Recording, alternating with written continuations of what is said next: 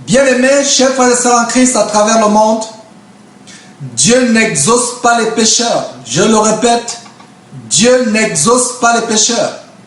Ne vous y trompez pas, frères et sœurs en Christ, Dieu n'exauce pas les pécheurs. La clé pour avoir les prières toujours exaucées, c'est de mettre la parole de Dieu en pratique, de suivre les commandements de Dieu, de s'abstenir de toute espèce de mal et de fuir toute voie du péché. Voici ce que la parole de Dieu déclare en Jean chapitre 9 verset 31. Nous savons que Dieu n'exauce pas les pécheurs, mais si quelqu'un l'honore et fait sa volonté, c'est celui-là qui l'exauce. En Somme chapitre 66 verset 18. Si nous concevons l'iniquité dans notre cœur, le Seigneur ne nous exaucera pas. Je reprends Somme 66 verset 18. Si nous concevons l'iniquité dans notre cœur, l'Éternel ne nous exaucera pas. En Proverbe chapitre 15 verset 29, l'Éternel s'éloigne des méchants, mais il écoute la prière des justes. Somme vient de nous déclarer que si nous concevons l'iniquité dans notre cœur, le Seigneur ne nous exaucera pas. Et Proverbe chapitre 15 verset 29 que je viens de vous donner dit, l'Éternel s'éloigne, il s'éloigne des méchants ou pécheurs, mais il écoute la prière des justes. En Proverbe chapitre 28 verset 9, il est dit, si quelqu'un détourne son oreille pour ne pas écouter la loi, sa prière même est une abomination. Ce verset, je reprends ce verset de Proverbe chapitre 28 verset 9, il est dit, si quelqu'un détourne l'oreille pour ne pas écouter la loi, sa prière même est une abomination. Nous insultons Dieu quand nous lui élevons des prières alors que nos vies sont remplies de péchés. Jacques chapitre 4 versets 8 à 10 déclare ceci, approchez-vous de Dieu et il s'approchera de vous. Nettoyez vos mains, pécheurs, purifiez vos cœurs, hommes irrésolus. Sentez votre misère, soyez dans le deuil et dans les larmes, et que votre rire se change en deuil, et votre joie en tristesse. Humiliez-vous devant le Seigneur et il vous élèvera. Ésaïe chapitre 1 verset 15 dit, quand vous étendez vos mains, je détourne de vous mes yeux. Quand vous multipliez vos prières, je n'écoute pas, vos mains sont pleines de sang. La parole de Dieu affirme dans Proverbe chapitre 1, verset 28 à 33, alors ils m'appelleront et je ne répondrai pas. Ils me chercheront et ils ne me trouveront pas, parce qu'ils ont haï la science et qu'ils n'ont pas choisi la crainte de l'Éternel, parce qu'ils n'ont point aimé mes conseils et qu'ils ont dédaigné toutes mes réprimandes. Ils se nourriront du fruit de leur voix et ils se rassasieront de leurs propres conseils, car la résistance des stupides les tue et la sécurité des insensés les perd. Vous voyez ce que Dieu déclare ici, bien-aimés, chers frères et sœurs en Christ. Mais celui qui écoute la parole de Dieu reposera avec assurance. Il vivra tranquille, sans craindre le mal. Michée chapitre 3 verset 4. Michée chapitre 3 verset 4 déclare, alors ils crieront vers l'Éternel, mais l'Éternel ne leur répondra pas.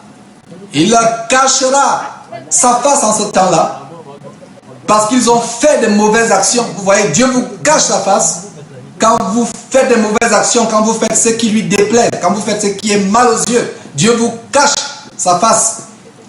Jacques chapitre 4 verset 3 à 10, il est dit, vous demandez et vous ne recevez pas, parce que vous demandez mal dans le but de satisfaire vos passions, adultères que vous êtes. Ne savez-vous pas que l'amour du monde est inimitié contre Dieu? Celui donc qui veut être ami du monde se rend automatiquement ennemi de Dieu. Croyez-vous que l'Écriture parle en vain, frères et sœurs en Christ? C'est avec jalousie que Dieu chérit l'esprit qu'il a fait habiter en nous. Il accorde au contraire une grâce plus excellente. C'est pourquoi l'Écriture dit, Dieu résiste aux orgueilleux, mais il fait grâce aux humbles. Soumettez-vous donc à Dieu, résistez au diable et il fuira loin de vous. Jésus-Christ s'étonne dans Luc chapitre 6 verset 46. Notre Seigneur s'étonne dans Luc chapitre 6 verset 46. Il s'étonne en disant: pourquoi m'appelez-vous Seigneur, Seigneur, et vous ne faites pas ce que je dis?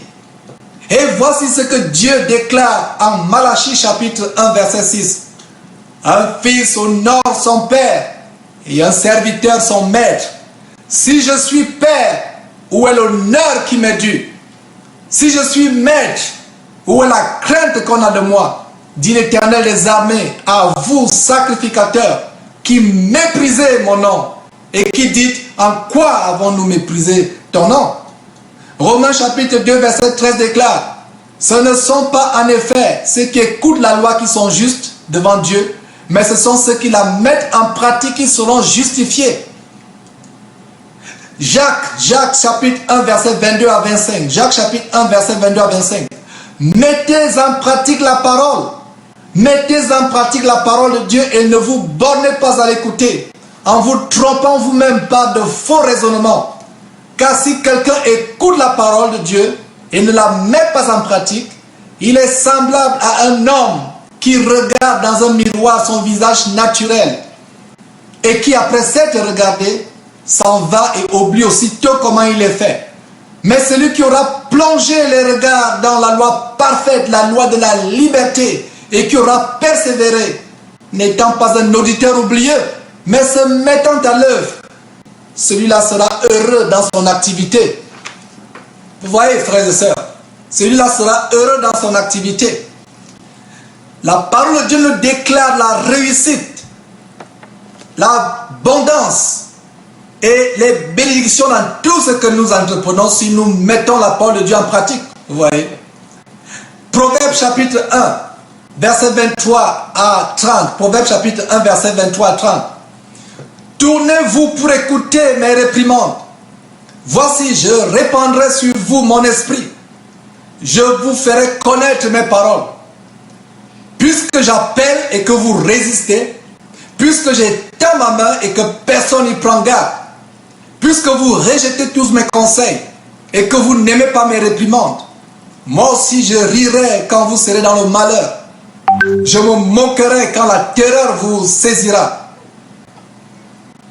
Quand la terreur vous saisira comme une tempête et que le malheur vous enveloppera comme un tourbillon, quand la détresse et l'angoisse fondront sur vous, alors ils m'appelleront et je ne répondrai pas. Ils me chercheront et ils ne me trouveront pas, parce qu'ils ont haï la science et qu'ils n'ont pas choisi la crainte de l'Éternel, parce qu'ils n'ont point aimé mes conseils et qu'ils ont dédaigné toutes mes réprimandes.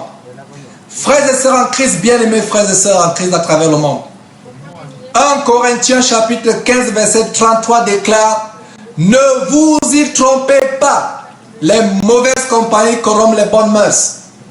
Certains d'entre vous sont attachés à des églises de Babylone, ou des faux pasteurs enseignent qu'une fois que vous êtes sauvés pour toujours, que vous irez au ciel ou entrerez dans le royaume de Dieu, quoi qu'il arrive, que vous avez la liberté de faire ce que bon vous semble, parce que vous êtes dans l'administration ou l'époque de la grâce.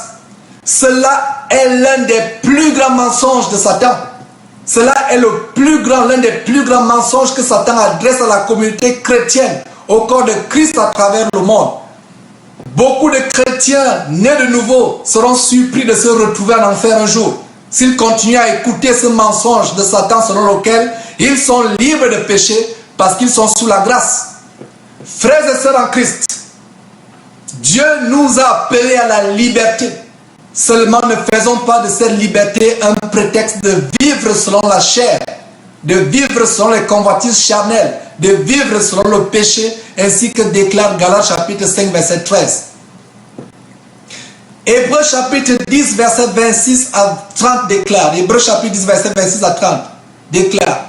Car si nous péchons volontairement, après avoir reçu la connaissance de la vérité, il ne reste plus de sacrifice pour les péchés, mais une attente terrible du jugement et l'ardeur d'un feu qui dévorera les rebelles.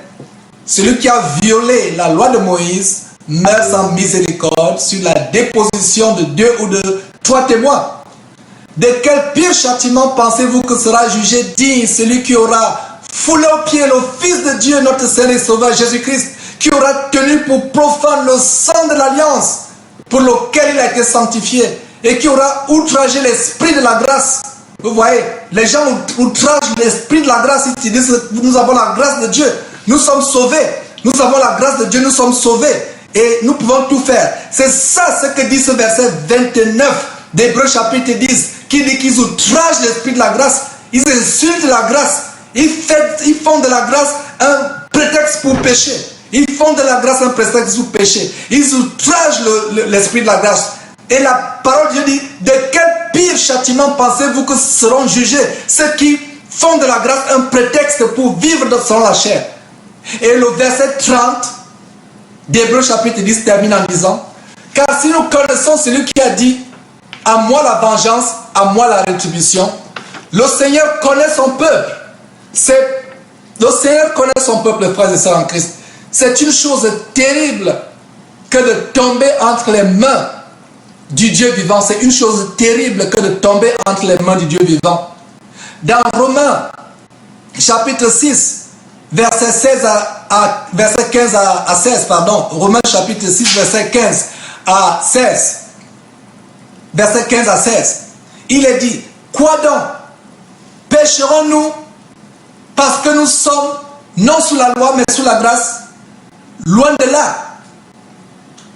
Pécherons-nous parce que nous sommes sous la loi et non sous la grâce? Loin de là. Ne savez-vous pas quand vous livrant à quelqu'un comme esclave pour lui obéir, vous êtes esclave de celui à qui vous obéissez, soit au péché qui conduit à la mort, soit à l'obéissance qui conduit à la vie. À l'obéissance qui conduit à la vie. Frères et sœurs, donc je vous donne ce verset de Romains chapitre 6 qui est tellement profond.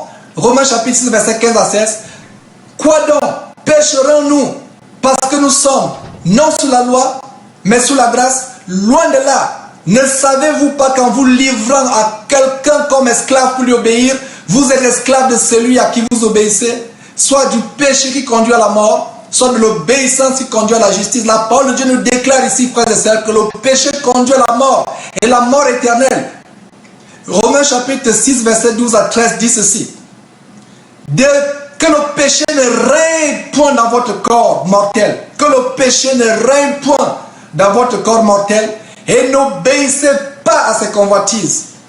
Ne livrez pas vos membres au péché comme des instruments d'iniquité, mais donnez-vous vous-même à Dieu comme étant vivant de mort que vous étiez, et offrez à Dieu vos membres comme étant des instruments de justice. Galates chapitre 6, versets 7 à 8 dit ceci. Ne vous y trompez pas, on ne se moque pas de Dieu. Ce qu'un homme aura sémé, il le moissonnera aussi. Celui qui sème pour sa chair, moissonnera de la chair la corruption. Mais celui qui sème pour l'esprit, moissonnera de l'esprit la vie éternelle. Bien-aimés frères et sœurs en Christ, si certains d'entre vous sont attristés par cette vidéo, j'aimerais avec beaucoup d'amour les consoler avec cette écriture de l'apôtre Paul aux Corinthiens. 1 Corinthiens chapitre 7, versets 8 à 10, Paul déclare: quoique je vous ai attristé par ma lettre, je ne m'en repens pas. Et si je m'en suis repenti, car je vois que cette lettre vous a attristé, bien que momentanément, je me réjouis à cette heure, non pas de ce que vous avez été attristé, mais de ce que votre tristesse vous a porté à la repentance. Car vous avez été attristé selon Dieu, afin de ne recevoir de notre part aucun dommage. En effet, La tristesse selon Dieu produit une repentance à salut dont on ne se repent jamais. Tandis que la tristesse selon le monde produit la mort. Mon cœur et ma prière pour vous qui suivez cette vidéo est que cette vidéo vous porte à vous examiner vous-même. Que cette vidéo vous porte à ce que vous produisiez les fruits dignes de repentance comme Matthieu 3,6 le déclare. Joël chapitre 2 verset 12 à 13 dit ceci. Joël chapitre 2 verset 12 à 13.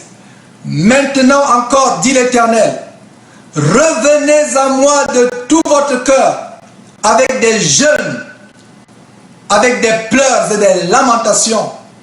Déchirez vos cœurs et non vos vêtements. Et revenez à l'Éternel votre Dieu, car il est compatissant et miséricordieux, lent à la colère et riche en bonté, et il se repent de tous les maux qu'il envoie. Que Dieu vous bénisse abondamment au nom de notre Seigneur et Sauveur Christ Jésus.